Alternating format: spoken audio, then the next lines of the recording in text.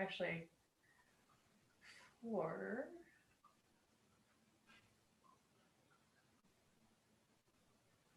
We'll see how this goes. Fuzzy. There we go. Huh? That was weird. Afton was fuzzy for a second. I know, but okay. So because I'm recording this on this device down here too. All the things. All the things. Takes just a minute to do all of this. It does, yeah. So many channels. It will be worth it.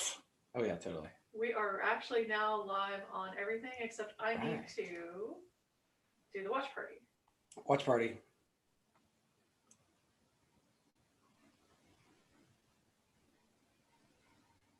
Which takes me just a second because that's the one thing that It's the last thing. really is not automated. Nope. And then the sound. Oh, Hillary's getting ahead of the sound this time. Okay, so let me see really quickly if Tim, will you say something? Hello. Okay. Hello, everybody. Okay, cool. Cool. I'm just checking something that I haven't played with before, so okay, I'm gonna manual switch this for you all. We are now live. This is episode 44. And Episode 44. Tim, do you want to do an introduction really quickly, and then we'll go from there. Hi, I am Tim Little with Distilled Living. Welcome to Crazy Cabin Fevers, episode 44, produced by Fascination Design, and we are doing 2 simultaneous hosts and presenters for you today. Afton's going to get us started. She's going to kick it back to me for some cocktails, and then she's going to finish it up with some bourbon-infused foods. So enjoy. Hey everybody, thank you, Tim. So for tonight, we decided that since fall is in full swing and it's cozy sweater season, what goes better with fall than apple pie, right? It's kind of a match made in heaven. But if you have bourbon and apple pie, that's like a match made on Tinder. Way more exciting, even though it probably won't work out, but this I promise you will work out. So it's even better. So let's get started. What we're gonna do, I'm just gonna show you, this is really simple, but it's a fun way to work with your bourbon to make it a little more seasonal. This is going to be an apple pie infused bourbon, and then we'll be showing you what to do with that for making drinks and some dessert. So we're gonna start with our infusion. And when I say simple, I can't emphasize that enough. This is truly one of the easiest things you can do with bourbon.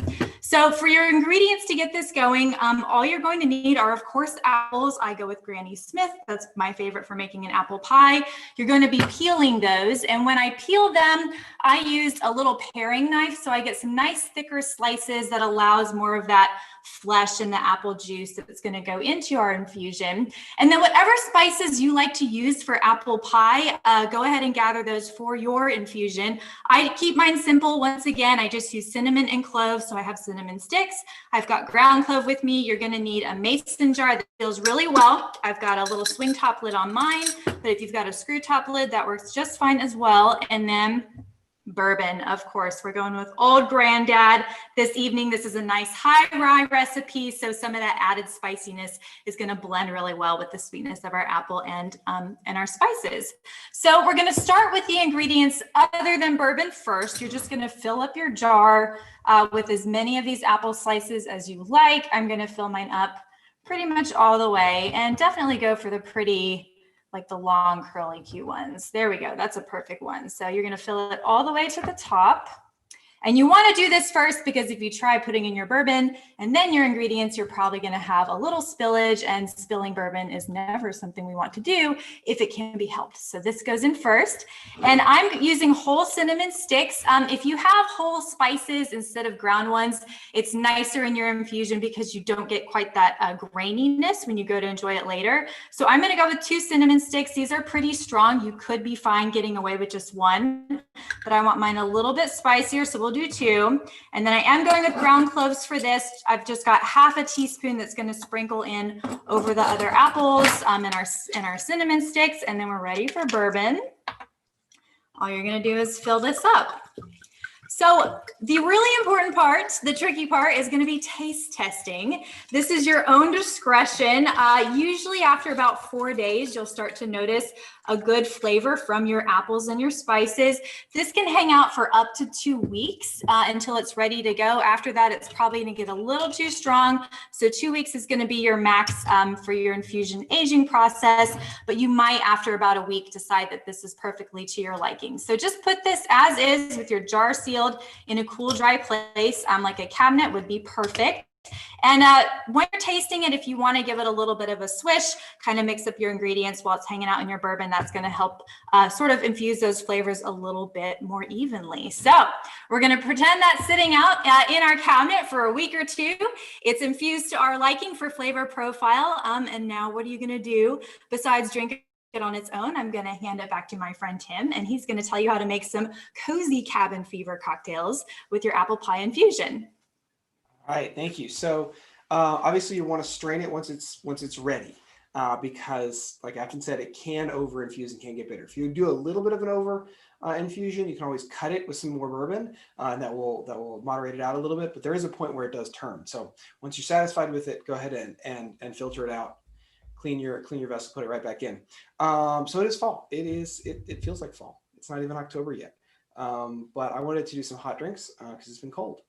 So I have started out, we're gonna do 2 drinks. I have warmed my mugs in advance, so that if this is, room temperature, if this is 69, 70 degrees, and there's enough thermal mass here that when you pour hot liquid into it, it's gonna cool down, and that's not what you want. You want this to stay warm, and you want this to be a long, slow sipping cocktail.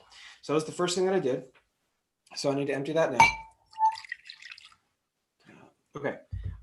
So my infusion has a lot of flavors in it, right? So we've got the bourbon flavors, we've got the spice flavors, we've got the apple flavors, we've got a lot going on with it. I don't really need to add any more to that. I just want to sweeten it up a little bit because we haven't really added any substantial sweetener other than a little bit of sugar from the apples. So I'm going to start, remember, sugar doesn't dissolve in booze. So we have our simple syrup made already. I'm going to make this on a little bit on the sweeter side. So I'm going to use about 3/4 of an ounce. All right, and then I'm actually going to add the water next to dilute that simple down. And then I'm going to top it off. I might have been a little too full. See how we go. With about 1.5 ounces, 2 ounces of bourbon, my infused bourbon. Oh, nice, right to the top. That's right where I want it. All right, and then, so this is toddy style, or this is highball style. So there's more non-alcohol than there is alcohol. So I'm just gonna give that a stir. And then finally, I want to give it just a little bit of an accent. I'm gonna go with lemon, which is rather traditional in toddies. So I'm just going to just take the zest off of there, give it a nice twist over the top. I'm gonna rub it around the rim and drop it in. And that is good to go.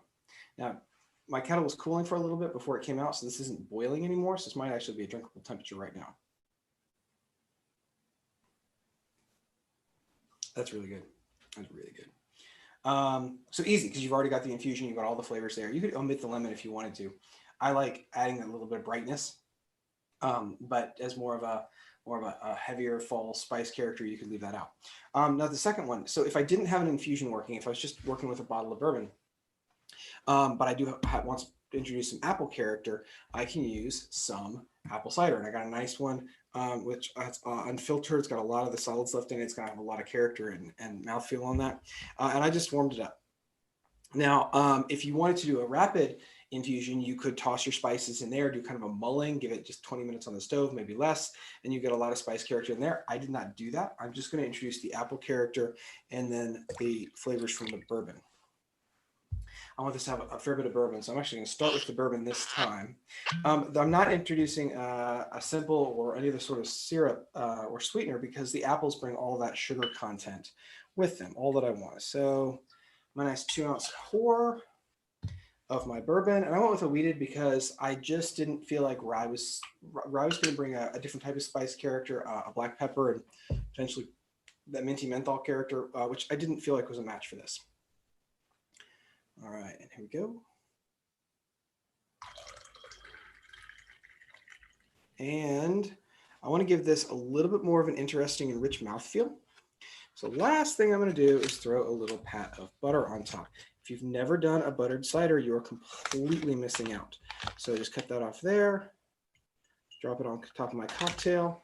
It will totally melt as I'm drinking this, which is awesome. It does leave a little bit of the fat layer on top, which is kind of the point. This is not, this is going to be sitting on top. You're going to get the aroma of the butter. You're going to get the aroma of the bourbon. You're going to get the aroma of the cider all together, and you're going to get this developing creamy mouthfeel as it goes along.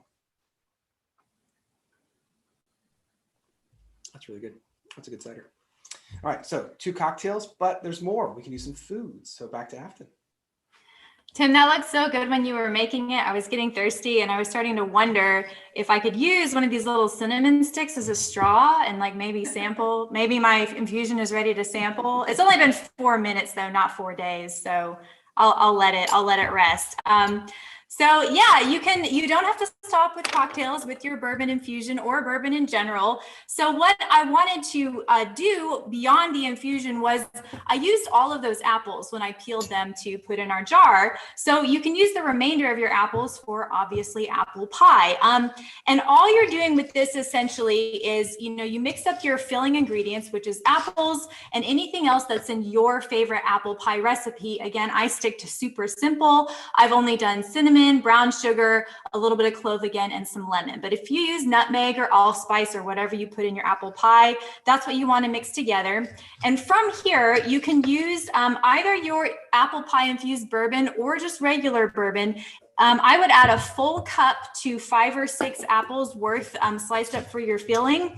And the really key piece is you want to leave this overnight in the fridge. So I'm going to add a full cup to this, and I'm going to go ahead and add it from this infusion. I can fill it up with more bourbon later just to show you what it's going to look like.